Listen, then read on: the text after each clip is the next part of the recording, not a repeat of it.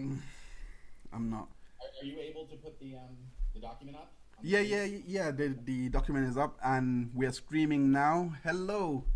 Hello and welcome to my YouTube channel. I go by the name of Dr. Hines and I'm joined today by Graham O Keefe. Hello. um Oh, I gotta drop this oh. here now. Damn. Graham has got me on loudspeaker, but what we're gonna talk about today is very simple. We're not gonna be spending way too long on this. We're just going to be talking about the latest lawsuit, and I'm gonna wait for a couple of more people to join the stream because I just know we just started, and yeah, and while we wait, Graham, why don't you introduce yourself and your YouTube channel, because he does run a good YouTube channel and he done a masterful bot sentinel video.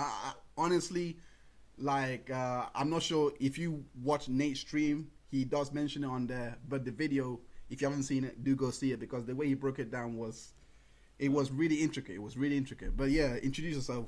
Man, it's so weird for me to hear you describe my stuff as intricate because I've disclaimed this in multiple videos. Like, I do no research. I just sort of react to what I see. Well, that's even more impressive. That's. I was actually. You seem to know a lot about American law. You should come over here and go to law school. I thought it's so. That's the thing. It's so expensive. It's actually so expensive that even if I was study here and then converted there and then go and study the state bar there, like it would be. But my interest literally is there, and I would have to come into some money from somewhere, like some angel investor, like just comes in and says, "Look, we'll take you, we will fund it for you. Like we believe in you." Like unless that happens, I'm gonna have to wait till probably I'm 60 or something before I can even think of going to practice, because I've always wanted to practice in Seattle, Washington, around that area, like either Washington, Nevada or CA. Like I've always had my sights on those areas for some reason, but um yeah, that would be my place of interest if I was to go and do it. But over here, I'm gonna try and get my to become a barrister, or do all those interesting stuff. Yeah. Yeah. Do you watch Black Belt Barrister? Yeah, yeah, he's amazing. He's amazing. He's amazing. I like how he does it. He does do it very. He doesn't go into much detail, but for this little that he does put out, it's quite detailed. Like it does leave you wanting to go and do your own research, which I do appreciate, because that is the kind of the ethos of his channel. Because he always tells you, don't just read it from here, look more into it, because there's more Yeah. there's more within the details. It's not always what is presented. So I like that. I like that he sends that message so well that even when you read it, you're more compelled to go and learn more because it's just that interesting on his face.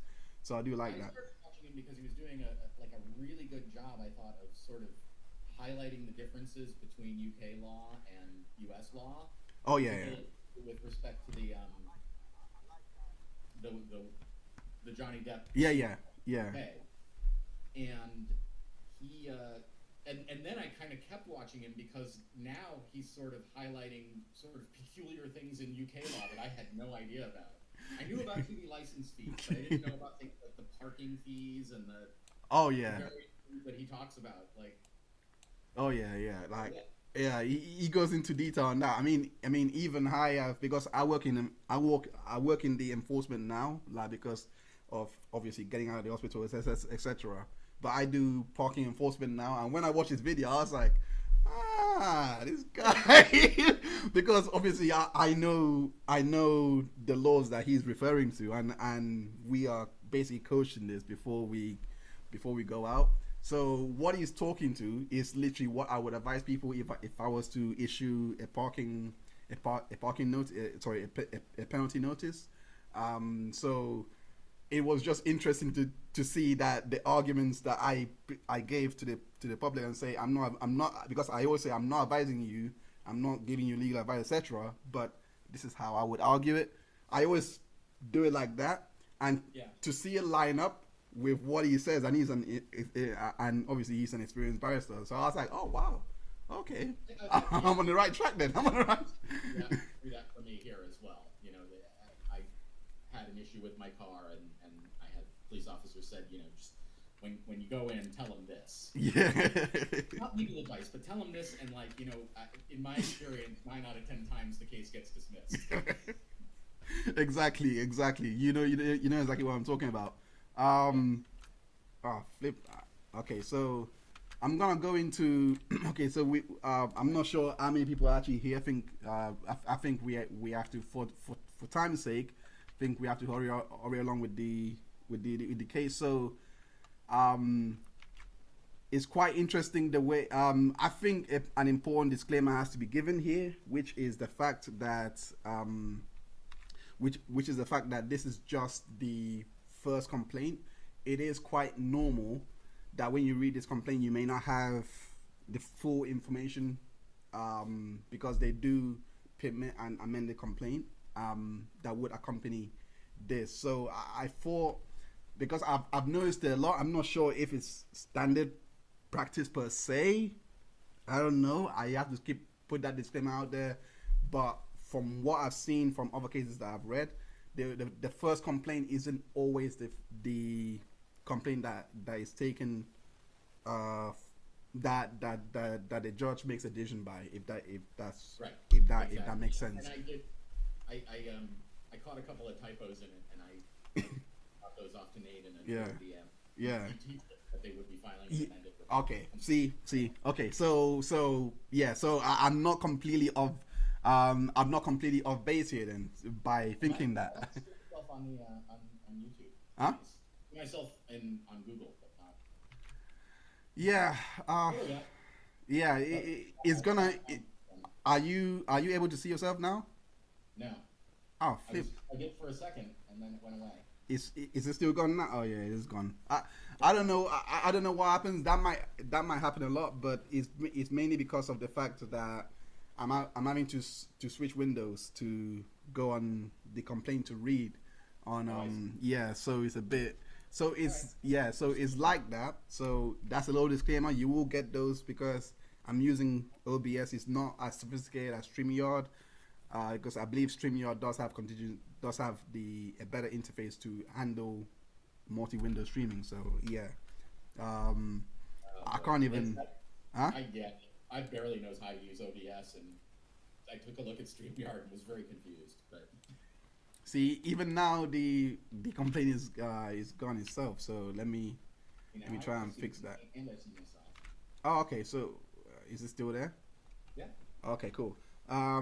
Okay, so let me start reading this. So it starts with the facts. I'm gonna go. I'm not gonna read the entire thing. We're not gonna go through the entire thing, but basically, it starts with the. I'm gonna read paragraph 3 because it's just gold. Paragraph 3 is just gold. The reason I want to read this because I don't know how much of this Nate wrote and how much of this Coleman wrote. I want to know as well. Personally, I think this first draft is all Nate. Because from what I've seen, I think the first draft is all Nate. I think the amended complaint is gonna come from Coleman per se. Yeah. So flipping egg, it's gone up again. My bad. Yeah, so, okay, so it says paragraph 3. I think you're gone again, my bad. Okay, so, flipping heck, sorry for the technicals. It's my first stream in a long time. So anyway, paragraph 3, defendant Christopher E. Bouzy is a serial failed entrepreneur, and in opinion of many, a serial successful swindler. Oh my flipping hell. Bouzy is a resident of North Bergen, having an address it's blank out for obvious reasons. He is the chief executive officer of Sentinel Inc., a domestic for-profit corporation of the state of New Jersey. Obviously, the failed entrepreneur part is just... But yeah, I don't know. I don't know if Boozy can counterclaim for defamation on a court filing. I don't know if you can do that. I don't know if you can. Well, I mean, this kind of reminds me of some of the stuff that Ben Chu was writing during the Johnny and Amber thing, where he wrote something about how, you know, Ms. Bretta Hoff, in a rare moment of... I agree. Lord. So, facts applicable to the case, live streaming YouTube. It goes through the background as to why all of this actually happened. So, should I read it? Like, should I read the entire thing? Because it is quite long. It is a 46-page complaint, so we could be here all day. I don't think we need to go over all of it. Yeah. But basically, I believe from paragraph 6 to paragraph 10, it gives the outline to how successful Nate's YouTube channel is, which I believe sets the nature of the complaint for what it's going for. Which because I personally thought he was gonna go for the planting evidence one, but the way he introduced it, I was thinking, oh, maybe he's not focusing mainly on that. But I don't know. But yeah, so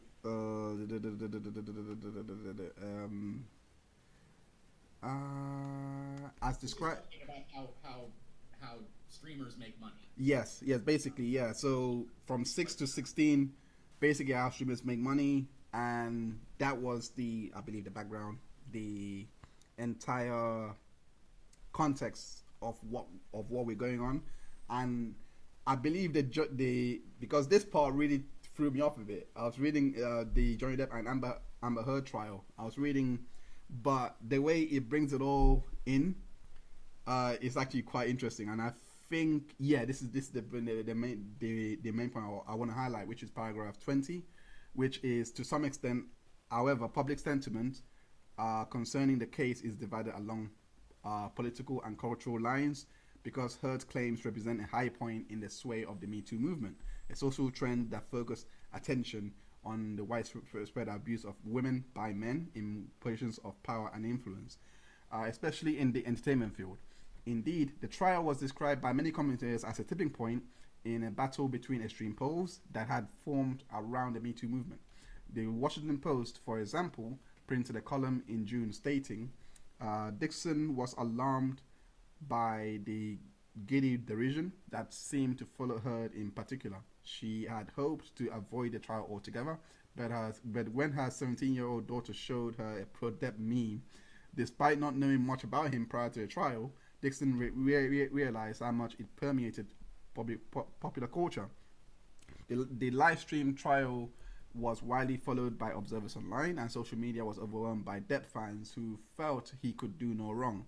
When believe women never became the rallying cry some wanted it to be, more women began to believe they would be believed.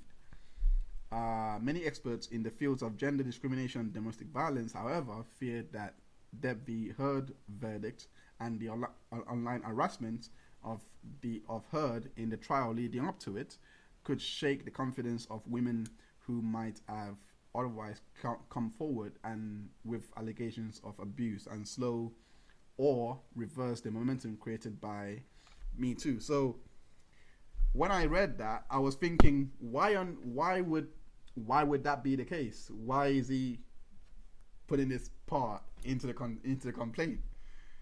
And he put in Emily D. Baker as well. He didn't put in anyone else. I think this was smart.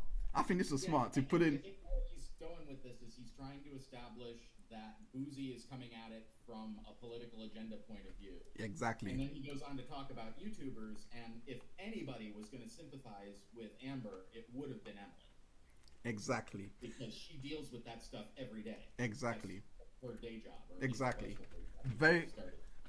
Exactly. Very, very good point. And the fact that I believe the only I believe she was the only female YouTuber because I watched Legal Bites for the entire stream, but she was the sorry for the entire trial. But I believe she was the only one that was on the fence until her testimony.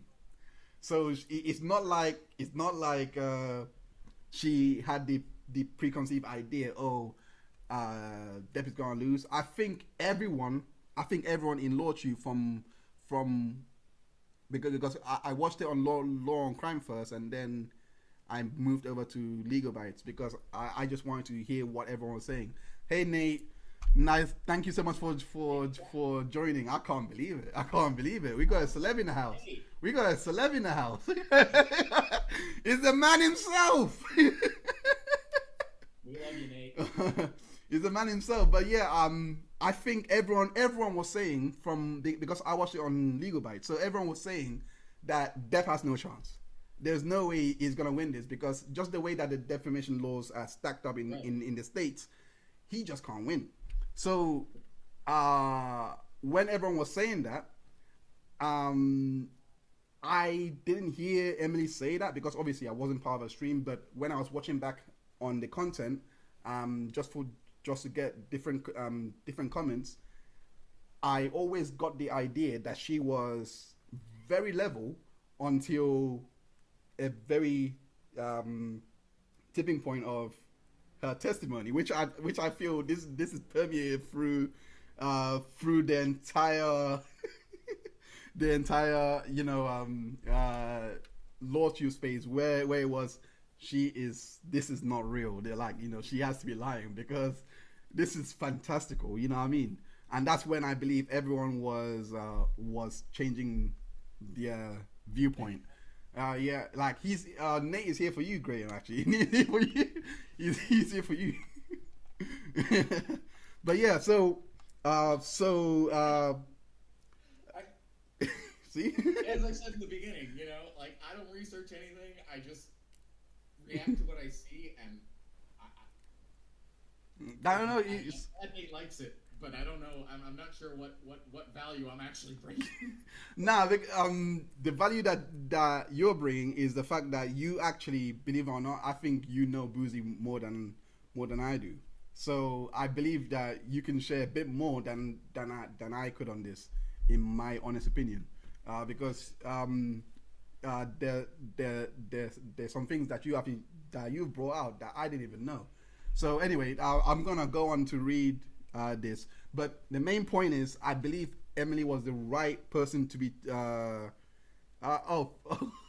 thank you. I didn't even know you stopped my channel. Oh my gosh, Nate, I didn't even know you said you stopped my channel. Thank you so much, man. I gotta post that.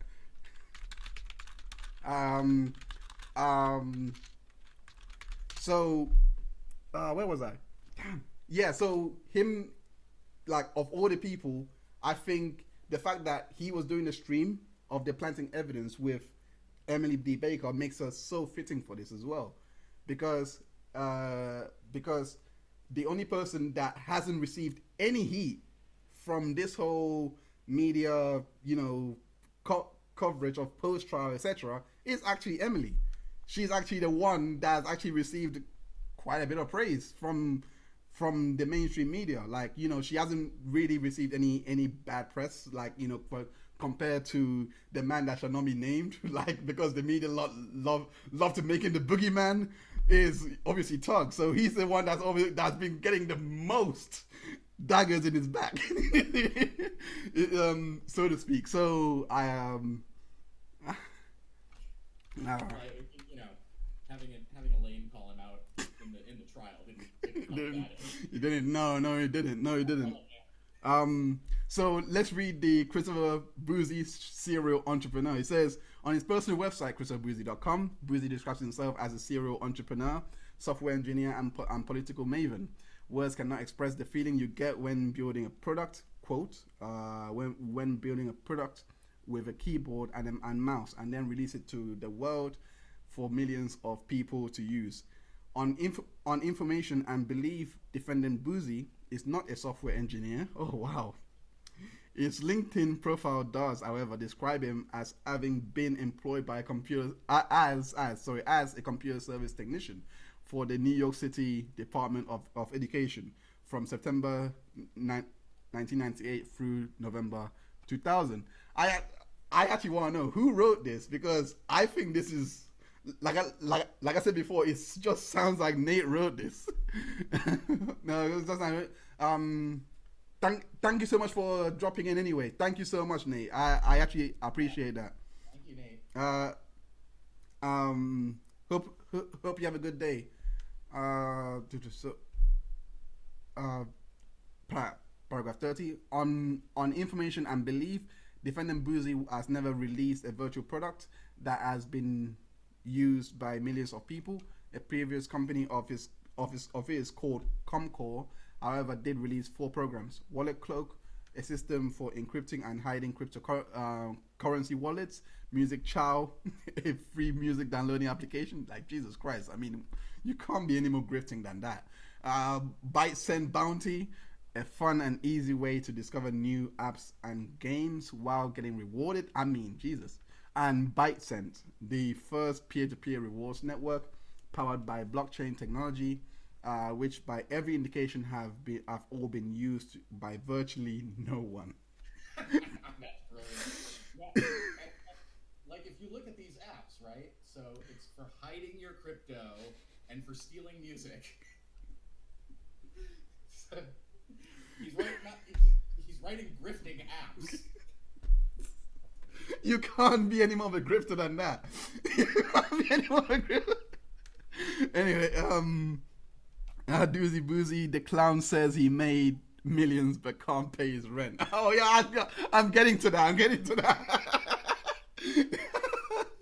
Because he's a serial entrepreneur, Boozy's Comcore was not his first failed venture. Failed. Keyword failed. That distinction belongs to Insight Concepts Inc., which in 2003 issued a press release making the following outstanding claims. He's really done some work on this guy.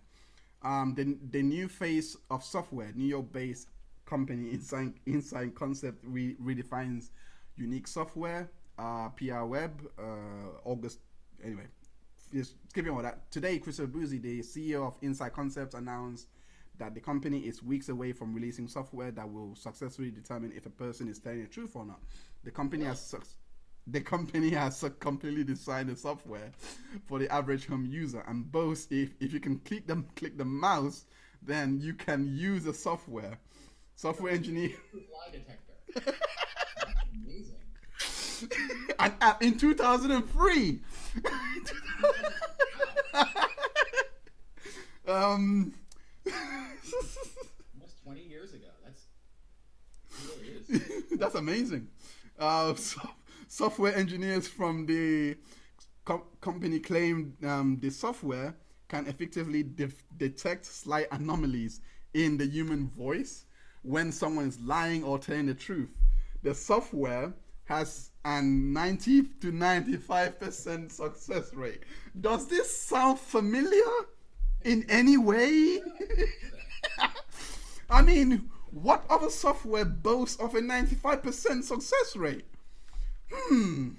I mean, quickly, if he has this technology, why hasn't the FBI ever used voice recognition to tell if someone is lying or not? Why do they strap you on to watch your heart rate and all this? You know, I'm just asking questions. To be fair, I have heard about voice stress analysis, but if I'm remembering right, it's really only been in the concept of fiction.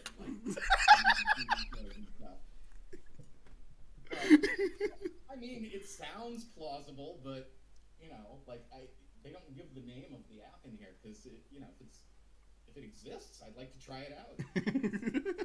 It's defunct now, so put it out in front of it, you know. Graham, apparently there's a comment here from Sam that says that your volume is very low and muffled. So, I'm not sure.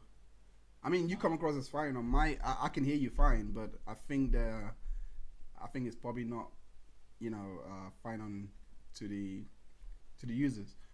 But okay, so while you sort that out, can, can, can you speak? Is it better now? Um, Let me see. how, Yeah. Try speaking quickly. Let me see if it that. hello, how we doing? Can you hear me? Okay, well, Okay, so did my mic die? I don't think so.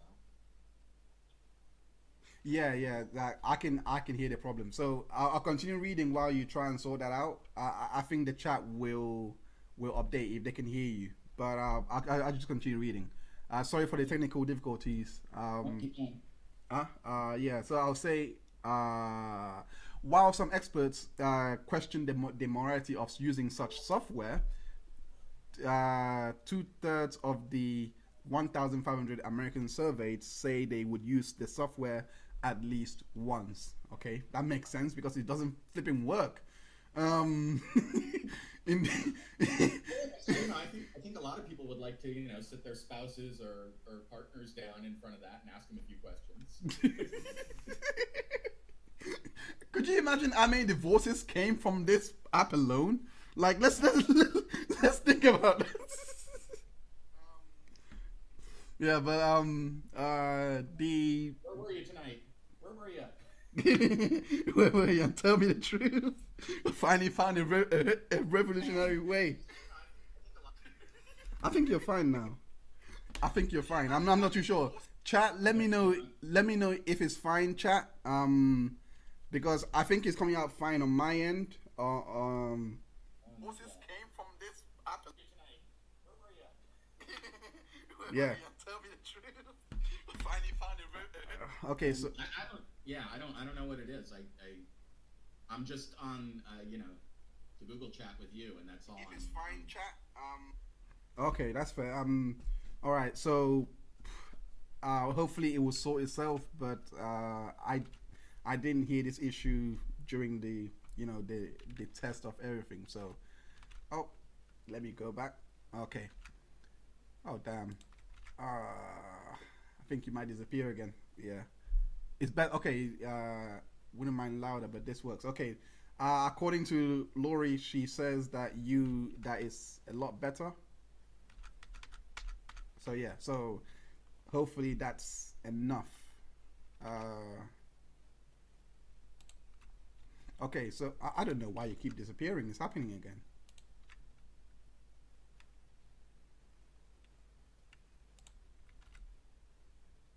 Okay. So it says here. Damn, you keep disappearing. Sorry about this. I'm just having a bit of trouble with this. Okay. Sorry about this. Yeah. So okay, I think that should do it. Okay. So the 28-year-old. Sorry. Reading from here again. In the back of everyone's mind, we wonder if the person we are dating has something to hide. What? Wait, what the f? See, I told you it wasn't dating. That was just a joke, but damn, I didn't think people actually used it for that purpose. But anyway, reading it all again. In the back of everyone's mind, often wonder if the person we are dating has something to hide. The software now gives the person the ability to finally determine if their partner is completely honest, says Christopher. So this guy was not just out targeting people that were just having a different opinion. He just wanted their girls as well. He just wanted to destroy marriages at the same time. Are you kidding me?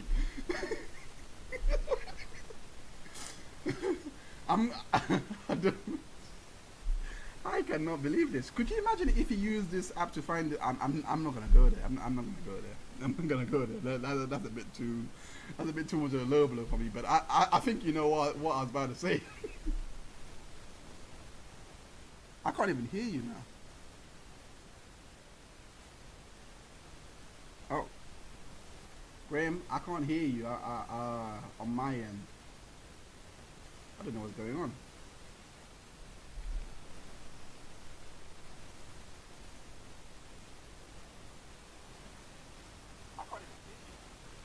Yeah, I don't know what's going on with Graham. I think Any better? Yeah, I can hear you now. I can hear you now. I don't know what happened. But anyway, sorry guys for the technicals. It's literally my first time streaming in God knows how long. It's like a year since I streamed. So new. I've never done it before, Yeah. So. Yeah. So apparently you're getting static now. So I don't know why. But anyway, okay. So that static is from my end. Okay. Let me try and fix that somehow. Sorry guys. Sorry. I'm trying to.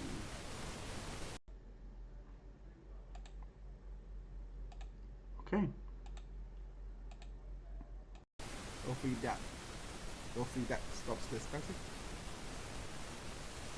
Okay, so anyway, let me know what it's like. I don't know. sorry guys. Yeah, there's a lot of static. I can actually hear it. Okay, it's fixed now. Should be fixed now. My bad. I think I know what caused it, but it's going back on the 28-year-old CEO started in 2000 to develop software. Thank you, Laurie. Thank you so much. You can pretty much be the you can pretty much please, if you don't mind, do let us know what's going on out there, because we cannot hear ourselves on the other end, but you guys are pretty much the best judge of that. So if anything happens, do let us know, and we'll try and sort it very, very quickly. But hopefully the technical difficulties should reduce or non-existent in future streams. So I just want to make that clear. So going back to no Sam, it's not your fault. Sorry for starting this tech problem. Sam, it's not you.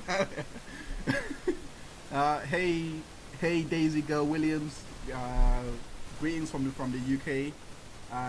Graham, whereabouts are you located actually? I never actually knew. I'm in the Northeast US. I don't want to be specific. Oh, doxing, right? Somewhere between Boston and Oh, okay. Boston, Massachusetts, New York City, or whatever it is. But anyway, okay, that's fair enough. See, Graham doesn't want to get dust. So, oh wow, Nate is like, the stat is crazy. Is it back? Oh shoot, it is back. My bad. Toxic, right? Oh, the static is actually back. Oh, flipping that. New York City, or whatever it is. But anyway, okay, that's fair enough. See, Graham doesn't want to get dust. So, oh wow, Nate is like, the stat is crazy. Is it back? Oh shit. I'm trying to. My bad. I'm trying to fix it. Oh, my mistake.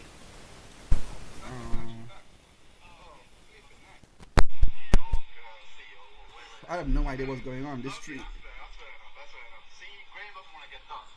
So, oh wow. Name's like, that is crazy. Now, is it still there? Oh shit. I'm trying to. My bad. I'm trying to fix it. Oh, my mistake. I don't know what's. I have no idea what's going on. This street. That's fair enough. See, Graham doesn't want to get dust.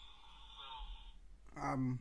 Honestly, I don't know what's going on. This is the first for me. Hold up. Let me try and. Flipping heck. It shouldn't be happening, really.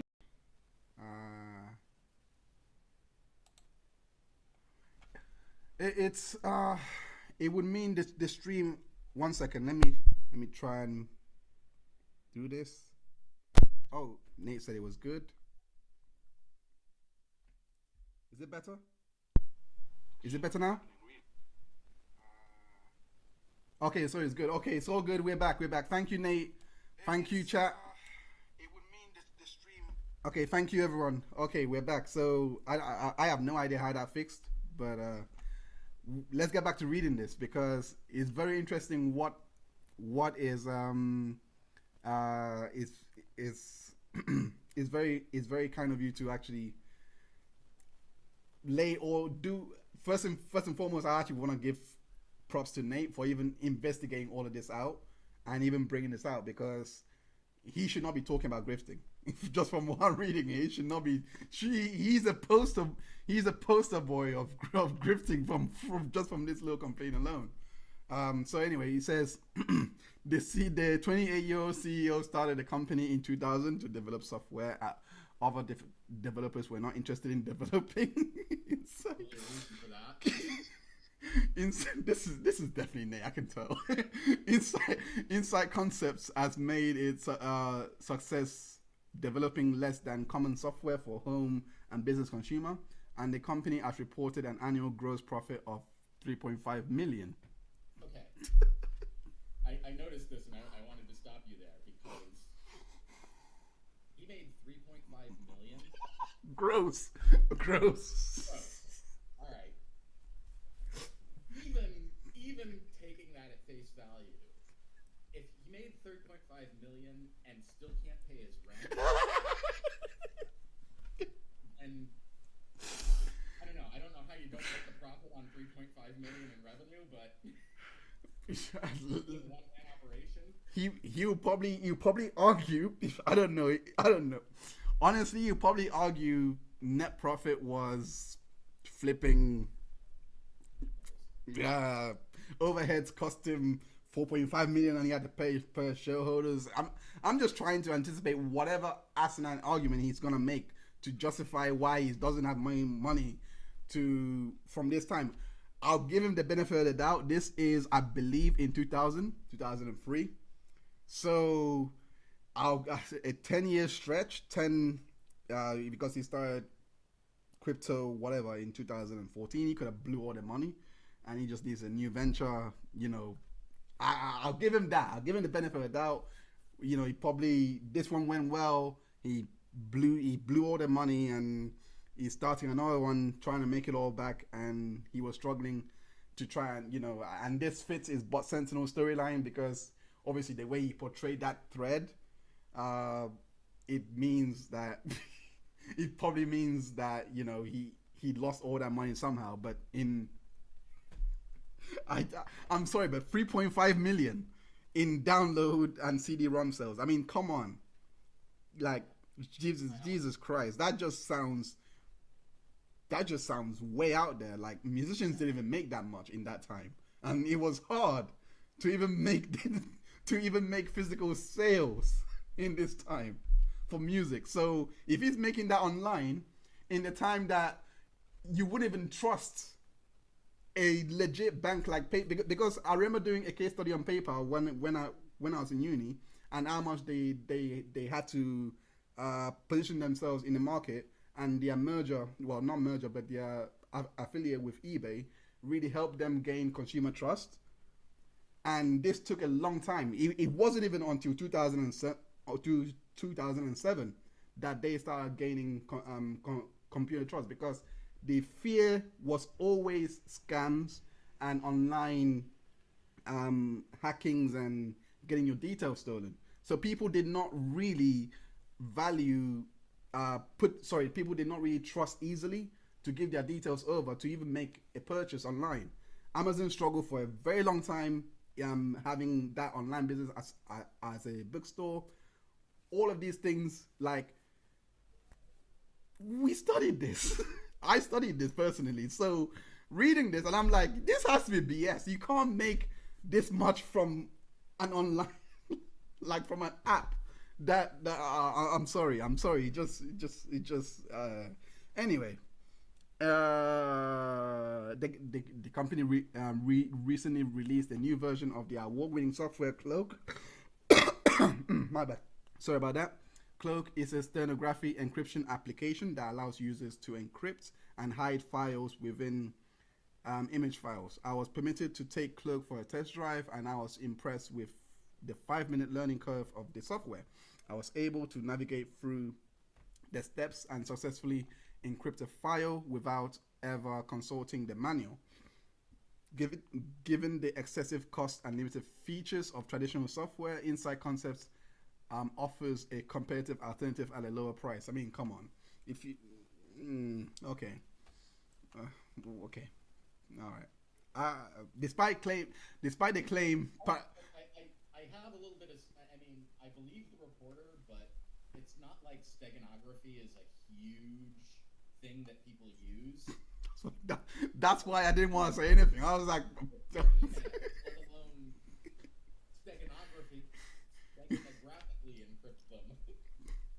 I mean, I, the only thing that would make this a bit more believable for me if this was around 2007 to 2008, because that's when because of social media and people flocking more to online, and that influx, which started from MySpace and Napster and all that influx of users online would have propelled and justified why so many people would be easy giving their details over.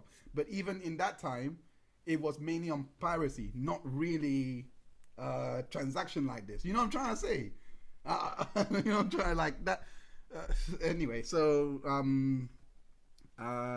despite the claimed success of this unique, if not morally troubling software release, Insight Concepts Inc. was dissolved by this. If not morally troubling. Yeah, you can't be heard again, Graham. I'm not gonna do anything on my end just because I didn't want to cause a static, but I think yeah. Thank you so much, Daisy Go. Anyway, despite the claim, yeah. So, is that better? Let us know if that's better. Yeah. Okay. Okay, so anyway, I'll continue reading. Despite the claimed success of this unique, if not morally troubling, software release, Insight Concepts Inc. was dissolved by the state of New York in June of 2004. Like I said, this is the time. I mean, how weird. This is the time that I think Napster really. I'm not sure if they went away at the same time around this point. Not Napster, and I think they were still around to 2005.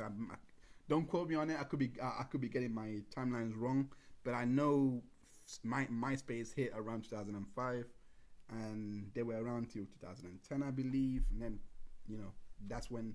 Anyway, but I believe what he's doing here is akin to Napster, etc., etc. So anyway, paragraph 33: Bouzy first achieved notoriety, however operating another crowdfunded project, quote unquote crowdfunded, because he likes to call people grifters for doing anything that's crowdfunding. So anyway, crowdfunding project, a cryptocurrency called Blackcoin. Shortly after joining one such forum, bitcointalk.org, in March of 2014, under the iconic expert username, Bouzy introduced himself as a software engineer who was working with friends in finance industry about a new product, specifically a non-reloadable or single-use crypto-based payment card to be called Blackcoin. Days ago, thank you so much. I enjoy having both of you here. She says, enjoying seeing both of you hosts. Just happy to be here. So thank you so much for that. So yeah, like sorry, I mean, I'm not using YouTube per se to run this whole thing. I'm running it through OBS, so if you cannot see the chats come up on your screen, that's probably why. I don't know how to. Anyway, this is new. It's completely new to me because I don't know how, if people are seeing these chats. Basically, that's what I'm trying to say. But yeah. Anyway, okay. So I will give him the benefit of the doubt though, because I'm gonna comment on the part where it says software engineer.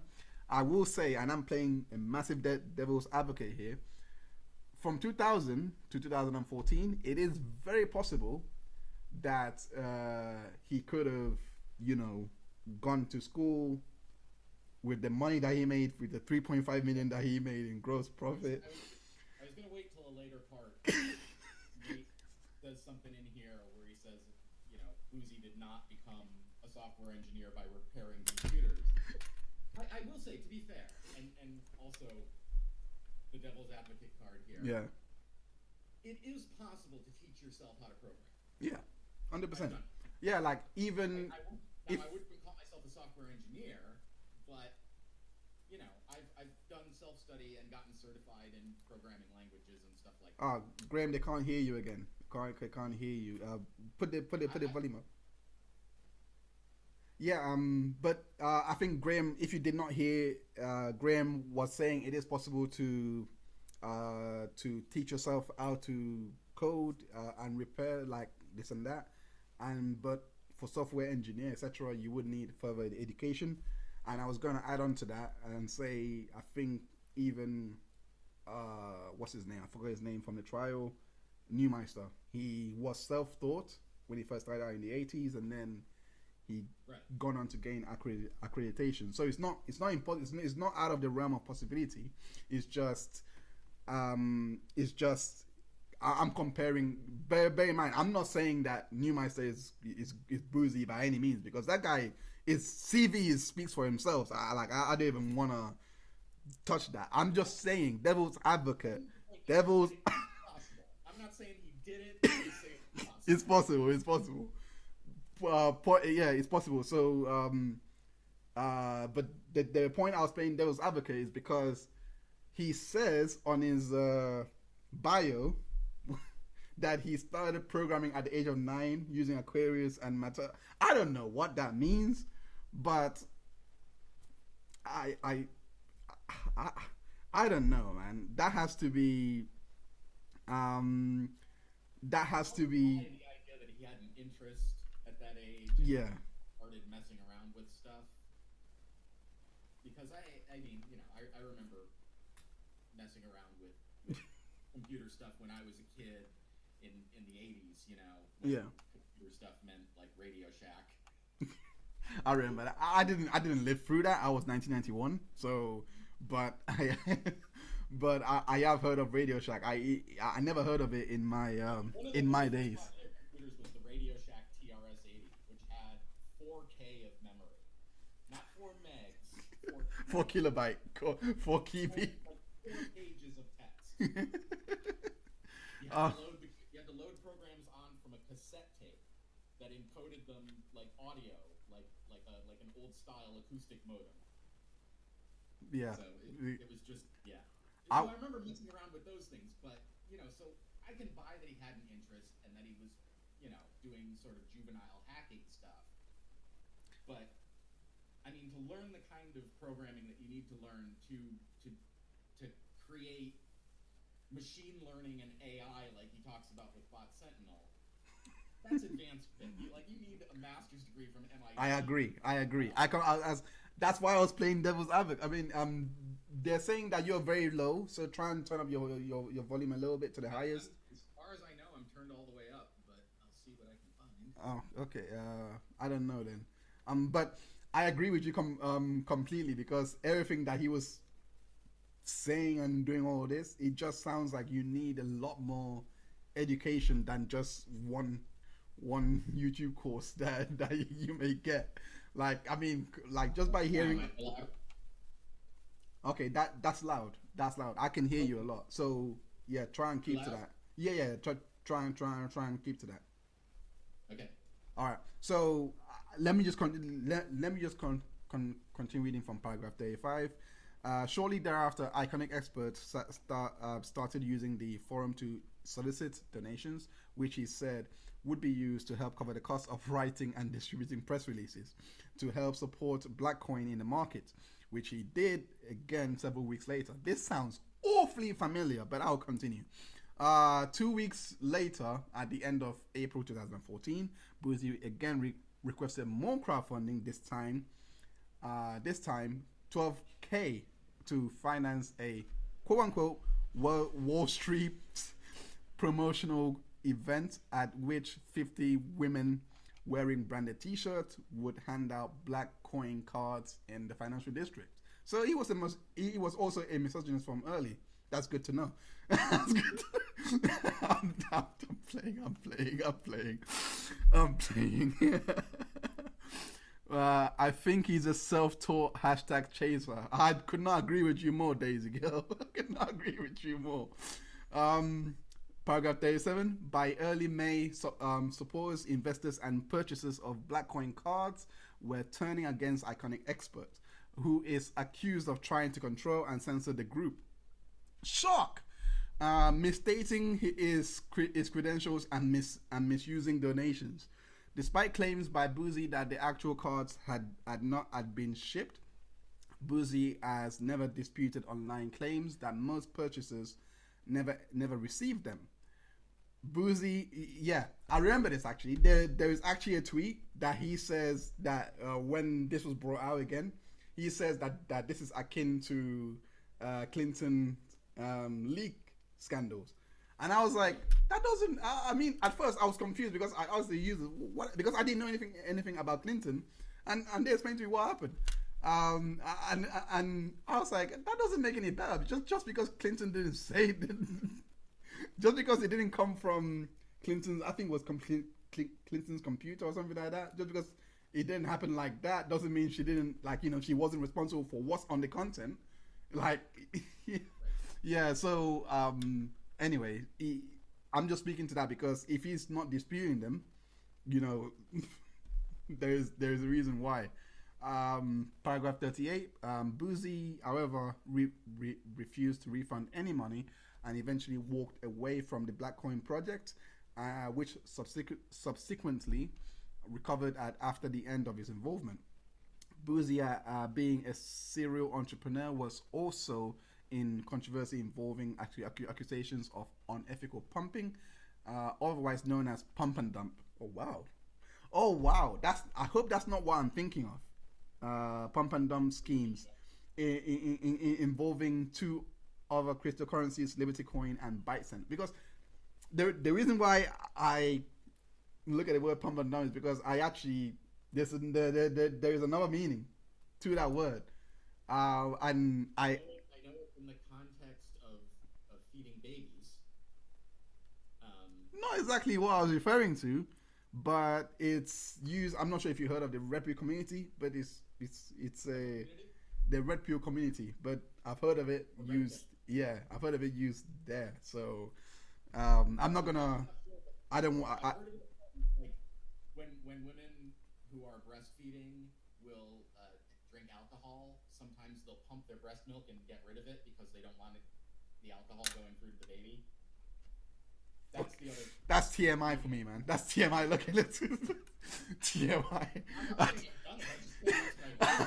Jesus Christ! I didn't expect that one. My understanding of a pump and dump scheme is, you pump people for donations. Okay, and then you just discard them. Okay, yeah, okay. That makes sense. My mind went elsewhere, but anyway.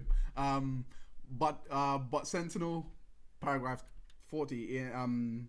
In 2018, defendant Bouzy turned its attention and its crowdfunding away from cryptocurrency to social media. Although formed as a New Jersey for-profit operation, defendant Bot Sentinel solicits donations, stating on its website, Bot Sentinel is a crowdfunded project, and if you want to help us to continue our mission of making social platforms safer, please consider contributing today. I mean, if you are for profit, I think there is a legal.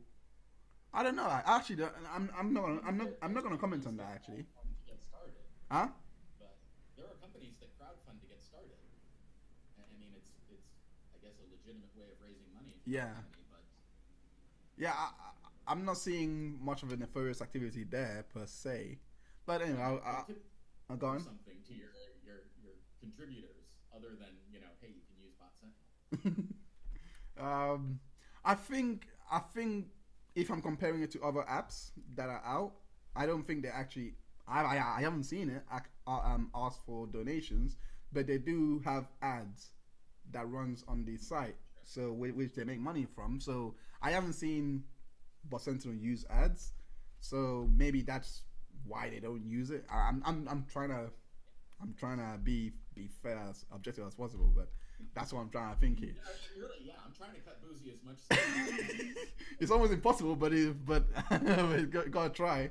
But anyway, Bot Sentinel, however, is not only crowdfunded; it has been paid by some well-known clients like Meghan Markle, Pete Buttigieg, I butchered that name, but I think that's what it says. Pete Buttigieg. Yeah, he was a presidential candidate a few years ago. Okay, yeah, okay, okay, fair enough. Thank you for that. I didn't know that. I'm not in politics, Yeah, you see, so. you didn't get very far. Former FBI lawyer Lisa Page and Amber Heard. It is obvious why Amber Heard engaged for Sentinel once the difference between what it claims to be and what it is made clear. I can now we understand why he used the client Yeah, the all trial background for as the background. Yeah. But Sentinel is a service founded in 2018 that describes itself as helping fighting disinformation and targeted harassment. On Twitter, we believe. I'm reading too far. Sorry. Okay. We believe, according to the services website, that Twitter users should be able to engage in healthy online discourse without inauthentic accounts, toxic trolls, foreign countries, and organized groups manipulating the conversation. I'll just quickly read the chat immediately. Laurie Jean, thank you so much for joining. I hope you have a good day at work, and yeah, thank you so much for joining. Law of firm probability, does Bot Sentinel actually have API, or is it just reselling? This is a bit too advanced for me. I don't think I can actually answer that question. I have seen a tweet from Bouzy that does say that they do have Twitter APIs that they are on. I'm trying to remember what the tweet exactly said. I don't want to misquote it, but they are on Twitter's API, so they can get people's details off Twitter, because they are part of their API program or something like that. I'm butchering it, but that's what I remember. That's what I remember reading from the tweet. Sorry, but you might know more. You might know more about his Graham. Probability's point. Is he just taking that API and putting a web interface on the front end, and that seems pretty plausible. I think he's got a filter in there that goes through your tweets and looks for keywords. Okay. So yeah, I don't think he's just reselling Twitter's API, but I think whatever value he's added to it is pretty minimal.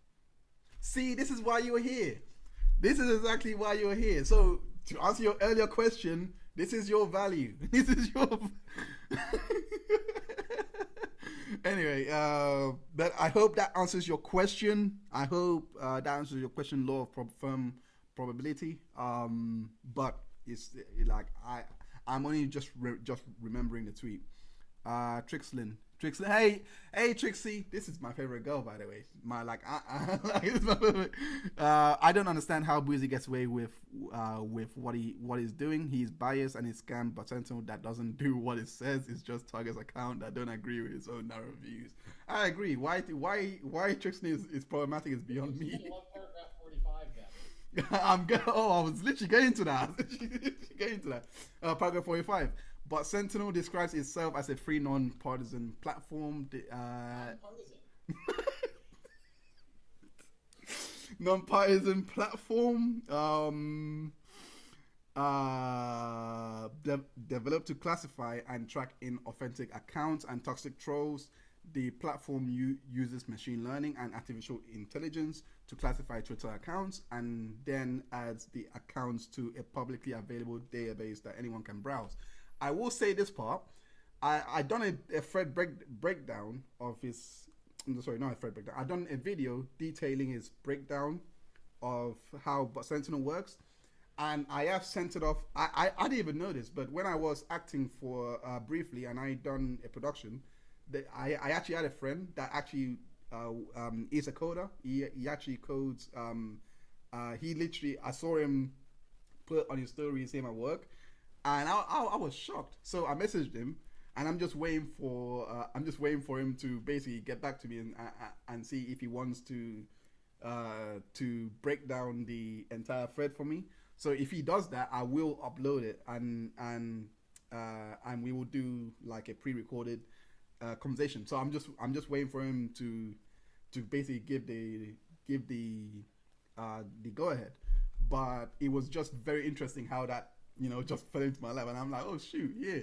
Here, can you please break this down for me, because this doesn't make sense. Like, you're a coder, Does this make sense? What it's putting out? You know, um, 46, paragraph 46.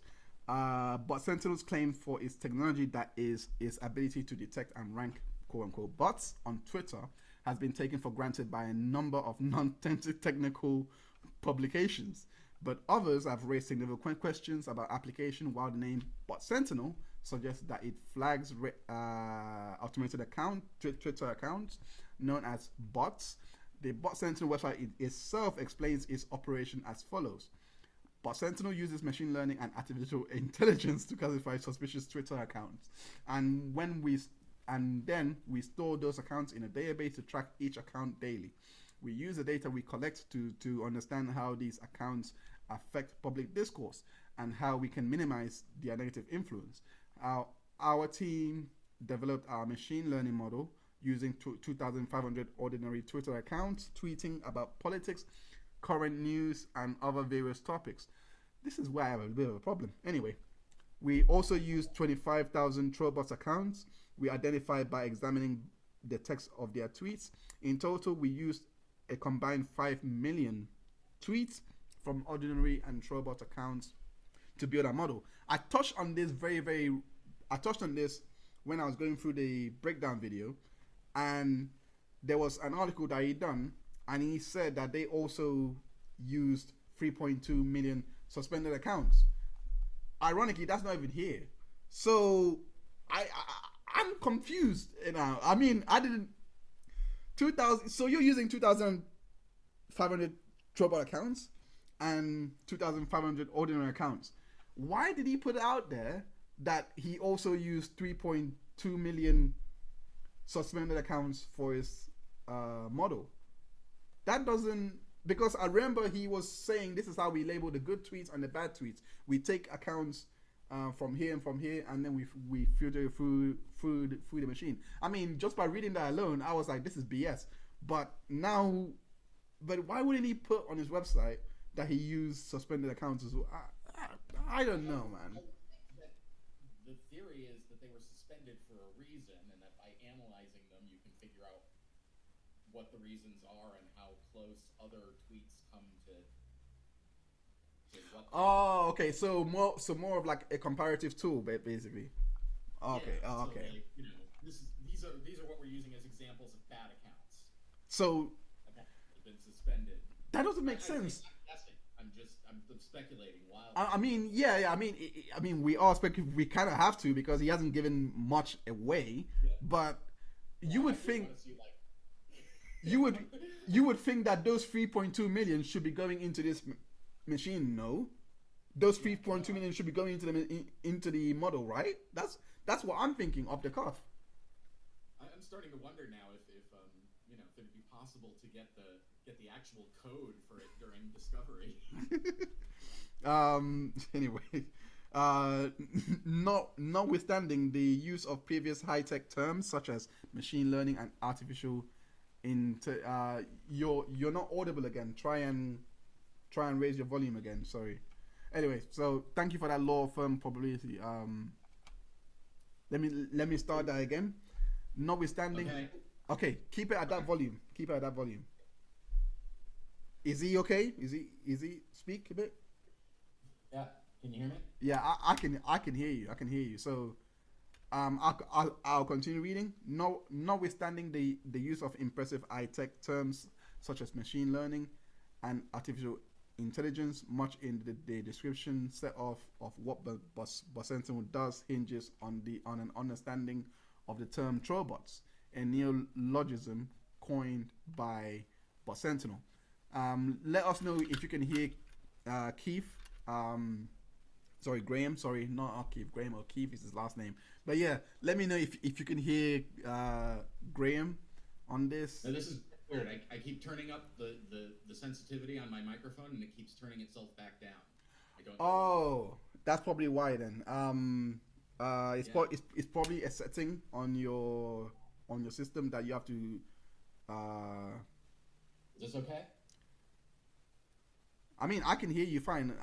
There is a big increase, so, but it is consistent that when it does go down, they complain of the audible problem. So, this volume should be okay. I believe. Okay, he says, is there something in the interface that is shifting the volumes? Yeah, it could be on your end. It could be on your end because I am because he is not actually on my end in terms of OBS. But anyway, um, do watch out on your end, Graham. I'm gonna continue reading.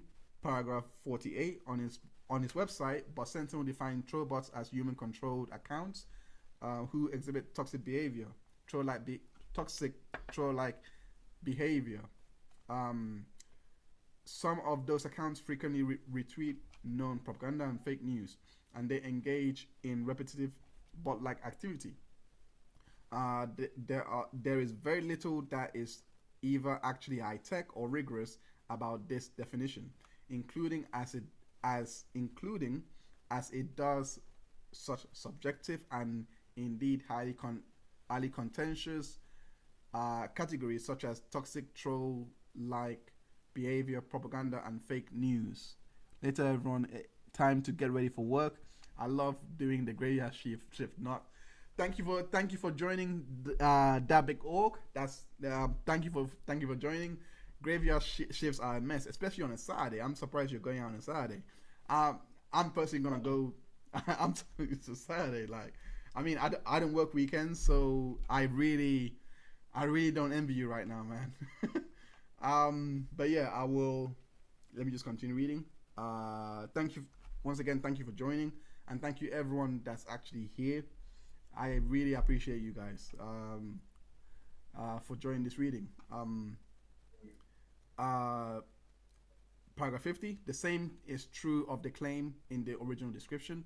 The statistical baseline of normal or non-trollbot Twitter engagement was set by applying machine learning to a set of 2,500 ordinary Twitter accounts. In fact, notwithstanding numerous claims on its website that Bot Sentinel is non-partisan, apolitical, and unbiased, its reliance on vague, loaded, and subjective terms suggests otherwise, and support the widely held view that Bot Sentinel is less concerned with bots than with political views. Indeed, the reliability of Bot Sentinel's usefulness as Twitter bot detector has been dismissed by one other entity in best position to know Twitter. So before I get into that, I will again, I've got to try and cut him some slack again. He has said that Bot Sentinel doesn't actually, have political affiliates.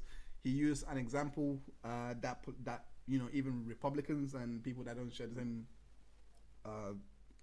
viewpoint as him, they have a lower score than him.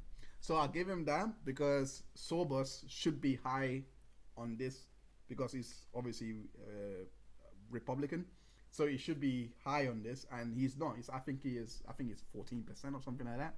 But I will have to claw it back. There is a very, very high percentage of blue check marks that are not problematic at all. They don't even, no matter where they are, they don't even come up as anything.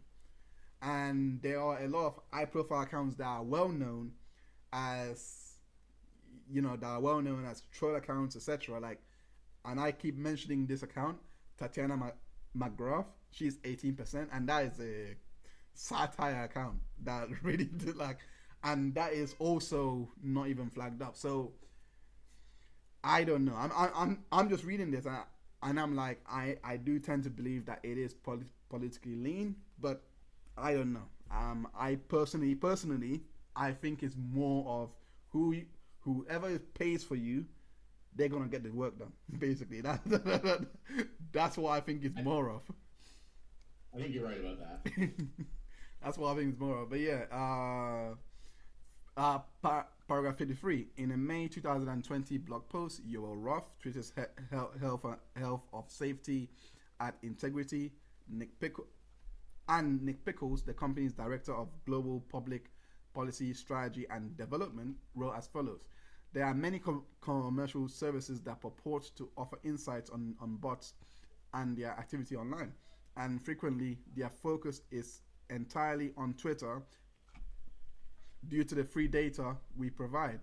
Unfortunately, this research is rarely peer reviewed and often does not hold up to scrutiny, further confusing the public's understanding of what's really happening. What about tools like Botometer and Bot Sentinel? These tools start with a human looking at an account, often using the same public information as you can see on Twitter, and identifying characteristics that make it a bot. So in essence, the account name, the level of tweeting, the location in the bio, in the bio, and the hashtags used, etc. This is an extremely limited approach. As mentioned, an account with a strange handle is someone who was automatically recommended that username because their real name was taken at sign up. An account with no photo or location may be someone who has personal feelings on online privacy or whose use of Twitter may expose them at risk, like an activist or descendant. Don't like to add much of bio or your location to your account. Some of us at Twitter don't either. Even if all of these public details are put into a machine learning model to try probabilistically predict if an account is a bot, when they rely on human analysis of public information, that process contains biases from the start. Let me just read this. Loving the stream, just subscribe, so I'll be following you here too. Dogs don't lie. Thank you so much, AC, for subscribing. I appreciate you for joining us, and thank you everyone as well that joined us. Yeah, thank you. Do also subscribe to Graham O Keefe's channel. I will link it in the description. I'm not sure if Twitter can do the handle thing, but I think it's possible. But yeah, I will make sure that I link it in the comment section so that you guys can go follow him as well. But I do want to speak on this part very quickly in regards to the location, etc., all of those things, because Bouzy does highlight and push that out and says a bot account doesn't have this, doesn't have that, doesn't have that, and it was created on this day. So therefore, they are bots if they were created on, June, July, or April. I mean, come on. When Marlo Stern is doing that to Law and Lumber and says you were created on 2000 in May, and this guy has 75k followers. How on earth is he a bot? But Marlo Stern just puts up his Twitter profile and says you were made in May, so therefore you're a bot. And this was like 2 months later, like when the unsealed documents was unsealed or published online. So his way of detecting a bot doesn't even seem at all what's gone into the model, I should say, doesn't seem at all to be objective by the face of it. Is what I'm trying to say.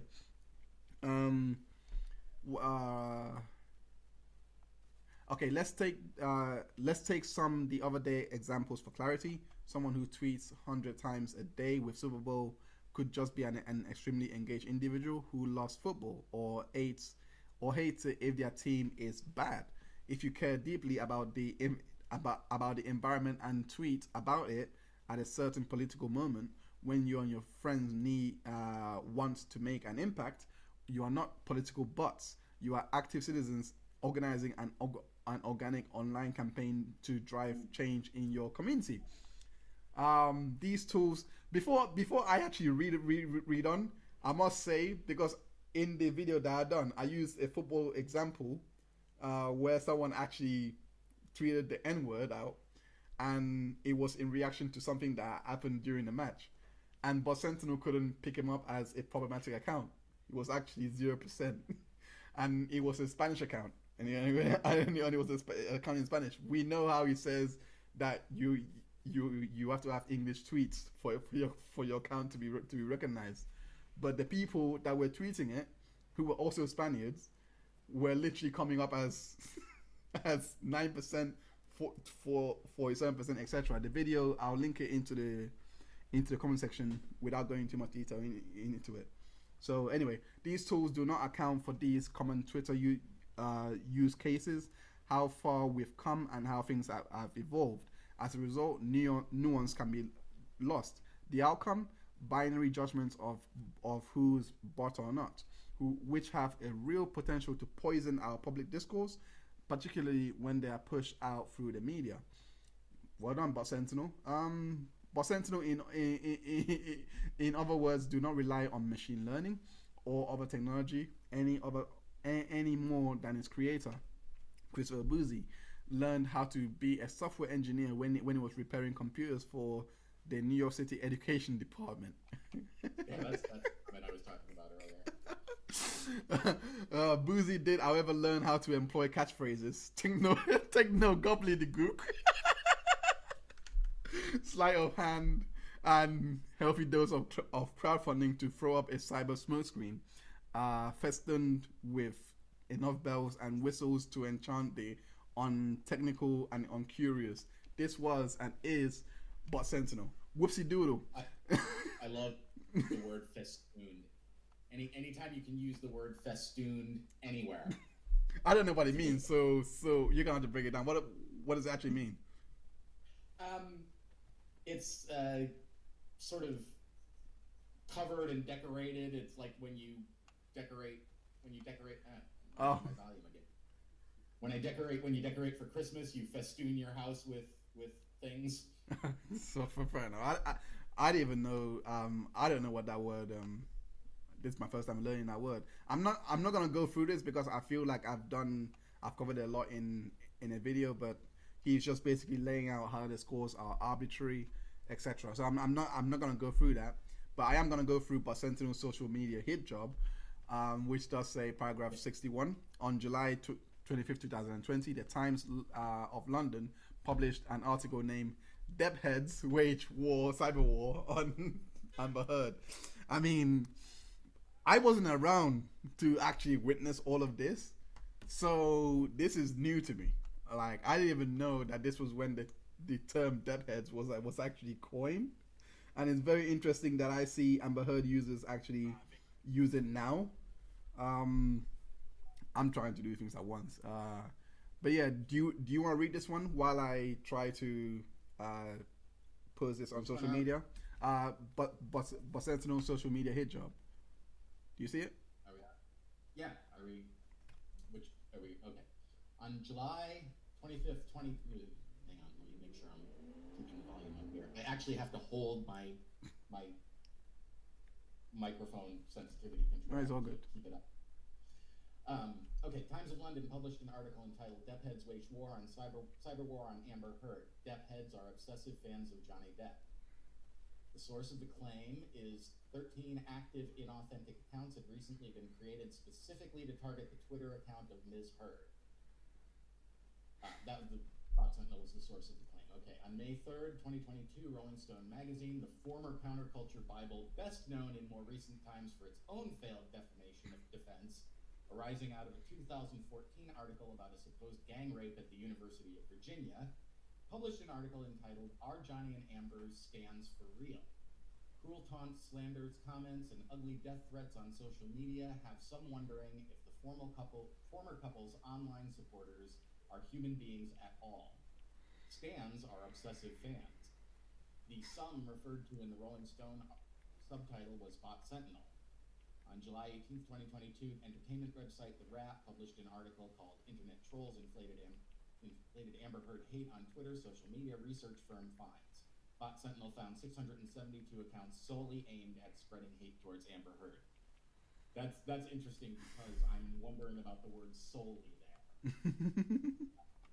Same. Because, I followed a lot of the LawTube accounts, and for a good chunk towards the end of the trial, that's all they were tweeting about. So if you just looked at that time period, you would say they were solely tweeting about her. Yeah. But if you looked at their entire history, that wouldn't be the case. Yeah. Okay. They have moved on, basically. The same day, Variety published an article, "Amber Heard supporters target." Which one? Widespread threat on Twitter. Okay. The firm was Bot Sentinel. Scroll up. Okay, sorry. It's okay. Okay. I'm trying to get through this quickly because we've been going for a while now. Yeah. Do you think?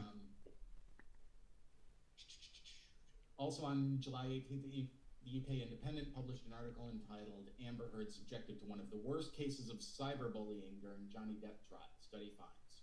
Report looked at anti-Heard Twitter campaigns during the defamation trial with her ex-husband. The report referred to by the Independent was bought by Amber Heard from defendant Bot Sentinel. That's, I think, the payoff there. It was bought. Amber Heard paid for this. Okay. Where were you? That's the last. You finished that one. Boozy Guns. Okay, so I think I've covered this one already. There's always it's already a video outlining this. But mainly, all of this is basically detailing the fact that he deleted these tweets because you can't actually find these tweets online anymore. So he's deleted them, and this is the defamation case because he's going after his legal profession, and it was widespread and retweeted everywhere. So this wasn't just a small thing. So even though he's deleted it, I'm not sure about the legalities around it. In all fairness, if I'm making any sense, I'm not sure if a claim can be actionable if it's gone off the internet and can't be shared anymore. And I think that's why Bouzy done it the way he did. I'm not too sure. What do you think? You there? Yeah. Oh, okay. Yeah. I can hear you. I was asking what do you think? I have no idea. I don't know what the prospects are there. I do think that Nate's attorney Ron Coleman probably knows better than anyone Bouzy's going to be able to hire. So yeah, I agree with that. So I agree. I agree with that. Yeah, like this is just the complaint, but that we're going through. So you just showed a section that I thought was interesting. Where which one? It talks about how the cease and desist letter. Yeah. So so I will get onto that, but I'm gonna touch a bit on the criminal conduct part. The claim of criminal conduct, which he basically claimed that that Nate bragged about planting evidence, all of those things. So I mean it I'm not even sure if this one is actionable as well. I've been told. I mean, anyway, let me just try and read this down. Okay. So I'm just gonna read paragraph 99. The next day, September 21st, Bouzy continued down the path of reiterating false and defamatory claim that Mr. Brouty planted evidence on innocent suspects in the picture shown below. In this September 21st, 2022 tweet, Bouzy once again took the opportunity to leverage the audience he attracted by falsely claiming Mr. Brouty planted evidence on innocent suspects to promote his own exaggerated accomplishments as a City College computer technician. At the same time, Bouzy could not resist this opportunity for self-promotion, despite being aware by virtue of his previous posts about Mr. Brouty's work history, that even if his false and defamatory claims about Mr. Brouty's conduct as a law enforcement officer had been true, they could not have occurred at the same time as Bouzy's supposedly pioneering work building networks at City Colleges years later. So the cease letter is probably the most interesting one in my honest opinion. It says the same day, Mr. Brouty, I'm sorry if I'm butchering your name. Honestly, I it's very hard for me to say. Huh? I believe it's pronounced Brody. Brody. My bad if I'm Brody. Okay. I think. If I'm wrong, if you hear about this, I'm sorry if I'm wrong. But... Yeah, I think I'm butchering. I mean, my British accent is not helping me at all. But yeah, through counsel, transmitted a letter to Bouzy by email and FedEx demanding that he cease and desist from defaming Mr. Broughty, retract his false claims and delete any defamatory tweets still online. The C&D demand, a true copy of which is attached here to as Exhibit B. The C&D demand also clearly advised Bouzy that Bouzy's false and defamatory characterization of Mr. Broughty's supposed admissions of planting evidence were false and defamatory, stating as follows: "You are advised that to the extent you understood Mr. Sorry, who can you hear? I'm not sure if that's me. Hold up, let me see. Turn up your volume a little bit.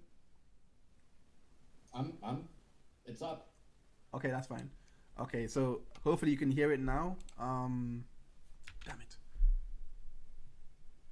Oh, it's gone again. I've done it again.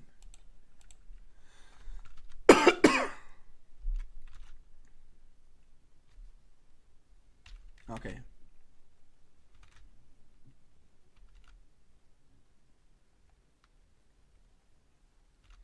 Okay, 1 second. Let me just fix this quickly. Okay, so it says you are advised. I think you keep disappearing again. Damn it. Sorry. Technical difficulties a little bit. My bad. Okay, I think that's okay. It's not working again. Okay. Don't know why it's not working. Okay, that should be it. Okay, no, it's not.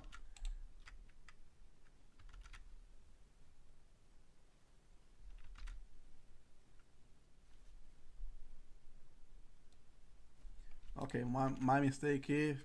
Flipping heck. Yeah, you keep disappearing every time I made a mistake there. So you were fine for a minute, but now you are like disappearing.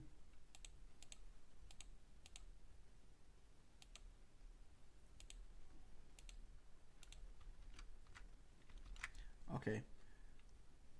Okay, you should. Okay, I think you're fine now. Okay, my mistake. Okay, so you advised that to the extent you understood Mr. Broughty to be admitting to the felonies of planting and falsifying evidence to the actual admissions of unlawful conduct by him, that understanding is manifest incorrect.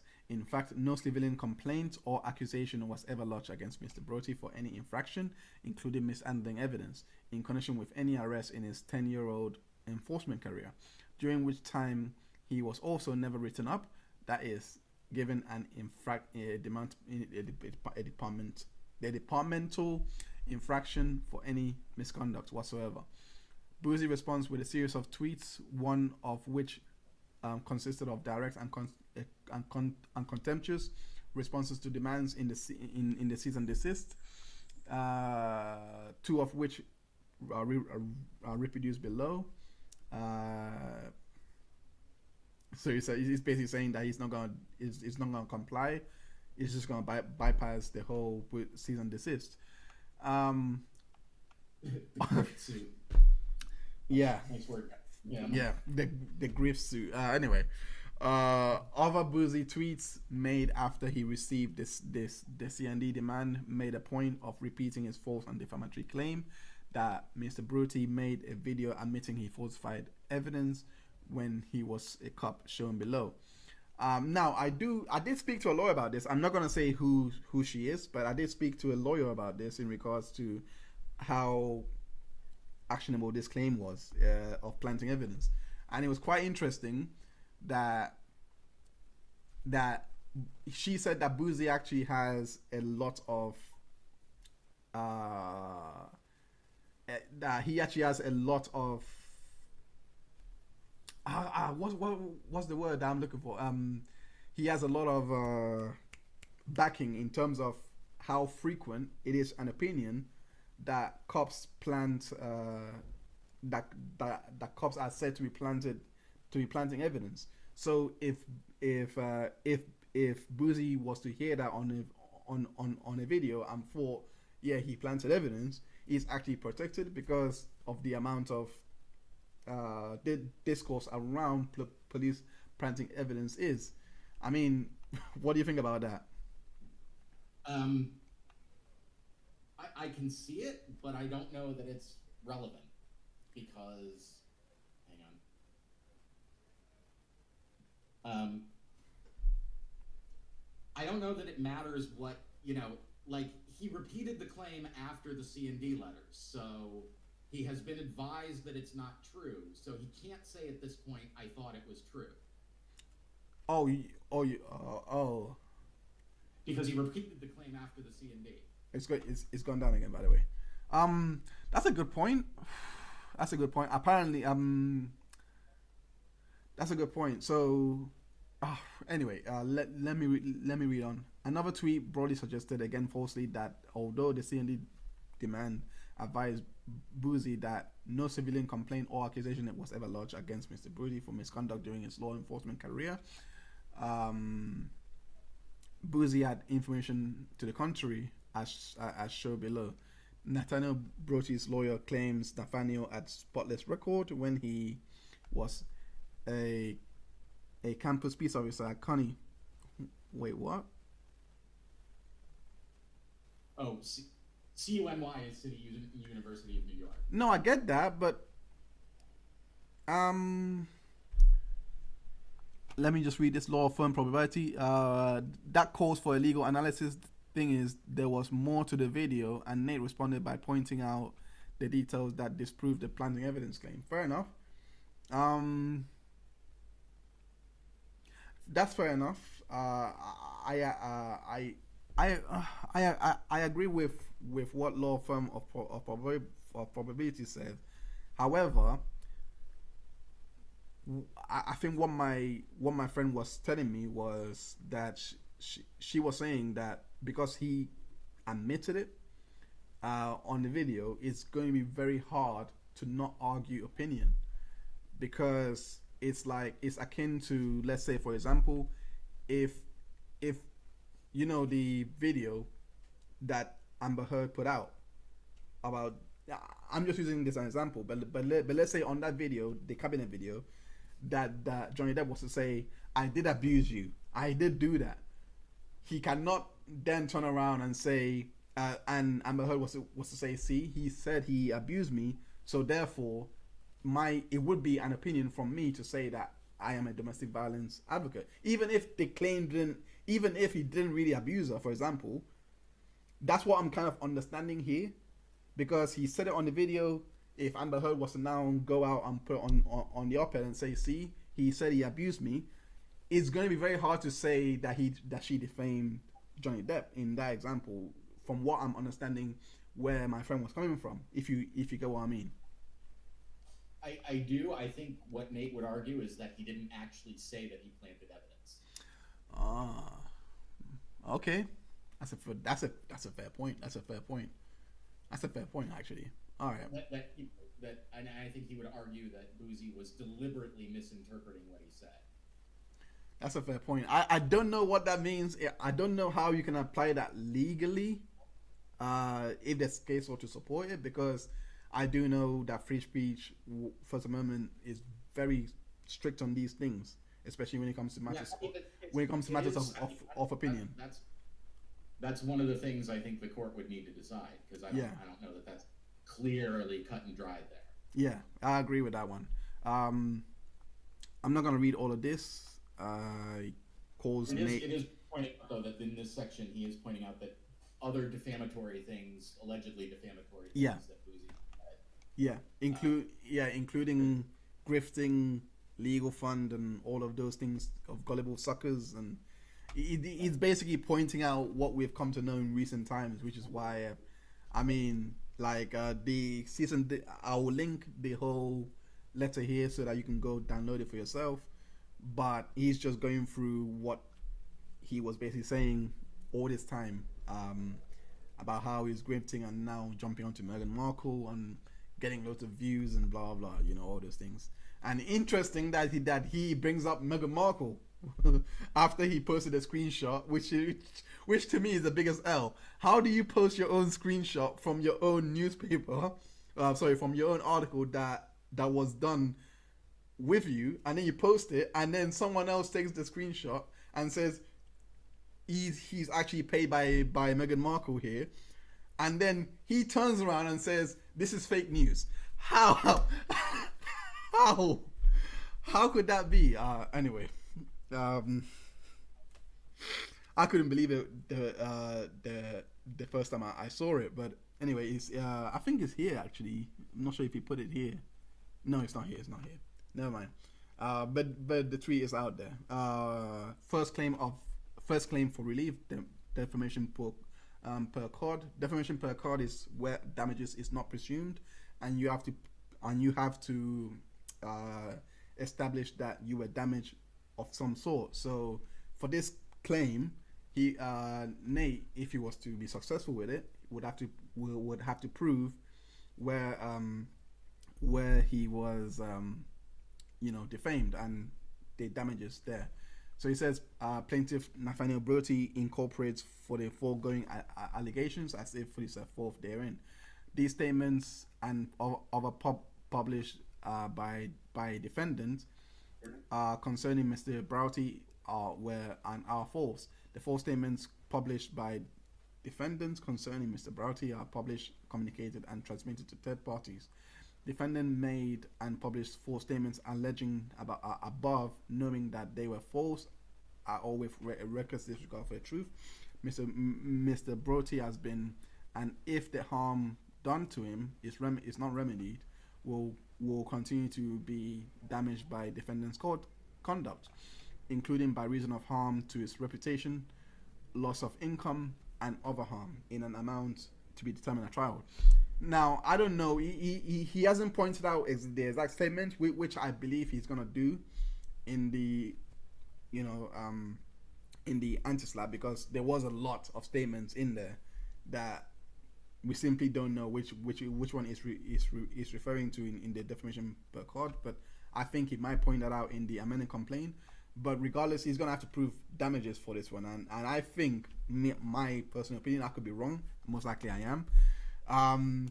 I think here, let me just quickly moderate this. I think, oh my days, someone is. I've been spammed. My first spam, guys. My first spam. Someone saying new dating for all ages, blah, blah. Anyway, but what I was saying was, like, all ages. Never mind. That's just. I'm not in control of the chat, guys. Like, this person is defaming my stream, so I'm not in control of the chat. But what I was about to say is, I don't know how Mr. Brewer is gonna prove damages for this one. And the reason why I say that is because, I mean, he has gained more super chat. I mean, he did go out and put out Bouzy box and all of that, and he was literally a trending thing. So yeah, it's gonna be very hard for him to prove how our reputation was harmed by this, because of how much he actually gained in subscribers. In my honest opinion, I think he gained in subscribers. I think he gained the fact that he was actually trending. Bouzy box was trending, and he was. I think it's gonna be very, very, very, very hard to see how a defamation per accord claim would actually survive, in my honest opinion, if damages was to be proven. You know what I mean? Yeah. So I think that he doesn't make any claims in this document for monetary damages. He says everywhere, to be determined at trial.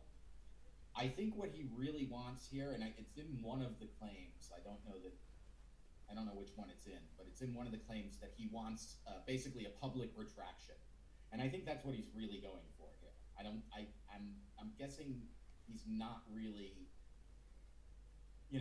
pushing super hard for monetary damages. That the retraction is probably the more important thing.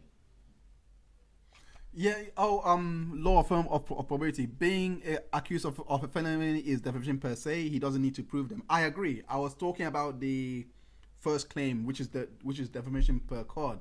I don't know exactly which statements he's talking about there, but whatever he's claiming on the per card is what I'm talking about. Like I think it's going to be very hard to try and prove that, because damages does have to be proven for defamation per card.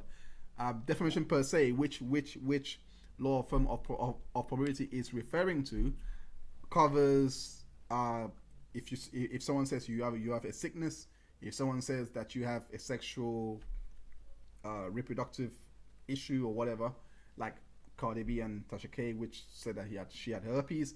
Clearly, you can't prove how that damaged you monetarily, and if you put out an Cardi B put out an album around the same time, so clearly our reputation didn't take a hit. But the point is, because he's so bad on his face, a defamation per se claim just assumes that the damage is there. So even if nothing happens to you, like in terms of reputation and all those things, you will still get the claim heard. So this is what the defamation per se. That's the difference between both of the per card and per se. They put them all in there just to cover all bases, all bases. Yeah. I can see that. Plaintiff Nathaniel Broughty incorporates the foregoing allegations as if fully set forth therein. The false claim made by defendant misrepresent Mr. Broughty's veracity, trustworthiness, and qualifications to act as a lawyer. This would also fall under defamation per se, because it is going after someone's business. You don't necessarily have to prove damages for this, because it can lose you clients. Yes, it can. You can lose money as a result. Yes, but the idea is the lingering thought of someone saying these things about your business. So even if your business is not affected monetarily or in terms of reputation, it could still have that effect where people don't really trust you and say bad things about you that would further harm your business after, in terms of, like, I know that the defamation statute of limitations is like a year to pursue. So even if these statements do not have that effect within that year period, it could have a future effect on your business if it's not cleared up now. It could have that effect in years to come. That's what I'm understanding in terms of profession being a defamation per se claim. Right. Yeah, I could be wrong. I always say that I'm not, I'm not a lawyer, I'm not giving legal advice. I'm just saying, from what I understand, this could be the case. And I think section will change in when the amended complaint comes through. I agree. Yeah. Paragraph 118: the false claims made by defendant misrepresent Mr. Brewer's veracity, trustworthiness, and qualifications as a legal commentator. Defendant made and published the false statements alleged above, knowing that they were false or with a reckless disregard for the truth. I think it's proved that by the cease and desist letter. Mr. Broughty has been, and if the harm done to him is not remedied, will continue to be damaged by the defendant's conduct, including by reason of harm to his reputation, loss of income, and other harm in amount to be determined at the trial. So, like I said, even if there was an uptick of money within this time, I think it's safe to presume that someone calling you a not a lawyer and untrustworthy, etc., is going to harm your business. Maybe not now, but down the line it will have that effect. So I think that's why it falls into. I could be wrong, but I think that's why it falls into there. Third claim for relief: false light tort. Plaintiff Nathaniel Broughty incorporates the foregoing allegations as if fully set forth therein. To be honest, this is the first time of me coming across false light tort. I'm not very familiar with this one myself, so I'm not really gonna comment much on it. I'm just gonna say, to the extent any of the false statements published by the defendant to the public by defendants are not literally false, they nonetheless place Mr. Broughty in a false light. The false claims by defendant identify Mr. Brody specifically and clearly. The false claims by defendant misrepresent Mr. Brody's character. The false claims by defendant misrepresent Mr. Brody's legal ethics, credibility, and competence. The defendant made and published the false statements alleged above, knowing that they were false or with a reckless disregard for the truth. Mr. Brody has been, and if the harm done to him is not remedied, will continue to be damaged by defendant's conduct, including by reason of harm to his reputation, loss of income, and other harm in an amount to be determined at trial. So I think that I'm not gonna comment on false light, but I think that one may be a bit more easier to be actionable if it goes forward. Yeah. I don't know, but it doesn't seem to. From what I understand of a tort, it's not necessarily. You know what? Let me not comment. This is where my imposter syndrome comes from, because I don't wanna say the wrong thing. So yeah, let me not comment on it at all. Let me just continue reading. Actual legal anything. Yeah. yeah. Like, all I know is per court per se. I don't really have statements that you know what I mean. So I'm not gonna say anything on that one. Fourth claim for relief: intentional interference with prospective business advantage. Plaintiff Nathaniel Brody incorporates the foregoing allegations as if fully set forth therein. On information and belief, Bouzy made the false statements stated above as part of a campaign to cause third parties, specifically social media platforms, including but not limited to YouTube and Twitter, to limit, restrict, or eliminate access or ability to profit from publication of content on such platforms. Paragraph 130. The defendant made and published false statements alleged above, knowing that they were false or with a reckless disregard for the truth. Mr. Brody has been, and if the harm done to him is not remedied, will continue to be damaged by defendant's conduct, including by reason of harm to his reputation, loss of income, and other harm in an amount will be determined at trial. So, wherefore, not section here is what I think he really wants. Yeah. So this is what he really wants. Wherefore, plaintiff Nathaniel J. Brody requests judgment as follows: awarding him compensatory damages to the extent allowed by law in an amount to be proved at trial. Award punitive damages to the extent permitted by law. Ordering defendant to retract his false claims and statements about plaintiff publicly in a manner at least equal in reach to that by which he published his false statements. To arrange for and purchase corrective advertising in such form and in such publications and media as shall be determined by a court, awarding such other relief and compensation as the court shall deem just and equitable, awarding plaintiff his attorney's fees, cost of suit. I think the way he's laid it out is actually it covers nearly every base, that even if it may not be actionable to go to trial per se, there is this other part here that if the judge did think, okay, you may not have legal grounds to go to trial, but I can action him to make these statements, and if he doesn't make it, we will take it to trial. I don't know. But I don't know if courts can order people to do things pre-trial. You don't think so? I don't know. I'm not sure. I don't think. I don't know. Like, I'm not, again, not a lawyer, so I don't actually know. Yeah. But, I've never heard of that before. So same. Same. I was just trying to guess how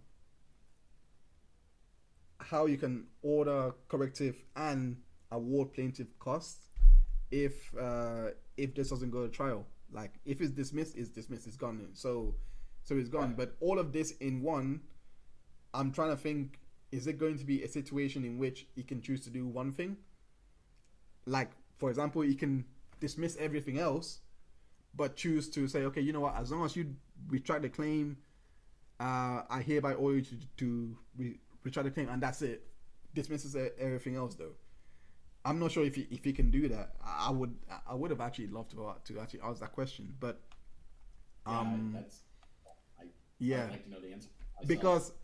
because I would think if the court was to entertain anything in there, it would be the retraction of the false claims based on everything he's laid out. Because I think he's done enough to actually lay out that this has caused harm, this is false, etc. You know what I mean? I think he's done enough to show that this guy is acting on, he can't be stopped. We've told him to stop. He just says bypass. He doesn't really want to stop. So I think he may get that ordering defendant to retract his false claims and statements about plaintiff in a public manner. I think he might get that one, but I'm not sure if it's grouped. If that makes sense, I'm not sure if it's if the judge has to award all or award none. You know what I'm trying to say. Yeah, I do. I think based on what I saw in the Johnny Depp thing, I think based on what I saw in the Johnny Depp trial, I think that depending on which of these claims go forward, it's the sort of thing where the jury can say, we find for Nate on this one, but not on this one, that kind of stuff. Yeah, but I mean, I'm talking in terms like it doesn't, because personally, I think I haven't seen the statements, so I don't know exactly what his exact claims are. I haven't seen a statement per se, but I mean, nothing really stands out to me as apart from the false evidence one, but that doesn't even come up in the defamation per se or anything like that. So apart from that, I'm not seeing anything that tells me that this is a strong claim. So that's why, but this is just the first complaint. I don't know. Maybe he's gonna come back with an amended complaint that does detail everything a bit easier, which I'm looking forward to. But yeah. I hope so. Heinz, I've got to run. Yeah, it's getting late over here. So I believe we covered everything. So but yeah, he's got every exhibit of the claim, etc. Do go and check it out. For people watching, it's worth taking a look at the document just for all this stuff that he's showing now. The exhibits are all very interesting. They are honestly. And again, thank you for joining for joining me on this stream. Thank you so much. Yeah, thank you so much, everyone.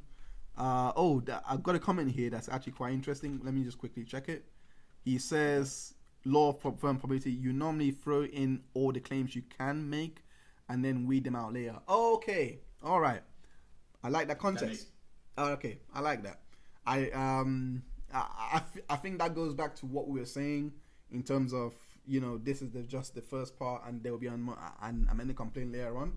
So yeah, so if that's the case, then fair enough. It might not look strong now, but the more like this is in fact this is actually happening with the Ari Jacobs and Taylor Lorenz case, which I am going to be uploading on here. And she actually had the first case. There was another amended complaint which was a lot more detailed than the first complaint that she made, and then this new amended complaint is a lot more detailed, like literally everything thrown in, like every evidence. And I mean, geez, you want to see this video, but I'm going to be covering it from the original complaint to the amended complaint to give a full picture of what's going on, because it is very damning to Taylor. But I brought that up to show what law of firm probability is talking about. Thank you again. I will be closing it all down. I appreciate every single one of you for joining in. I know it's like a 1 hour 54-minute stream. I didn't think it would take this long. I do apologize again for the technical difficulties. I hate, you know me, Graham. I hate mistakes. I hate mistakes. So it really bothered me, but I'm glad we got through it in the end. Thank you for all those that joined. So gone. Think of it as a test run. Yeah. That's what I have to admit. But yeah, Graham, before you go, do you want to say anything? Any final words? Not really. I'm my mind is blown that Nate actually showed up in the chat. Yeah.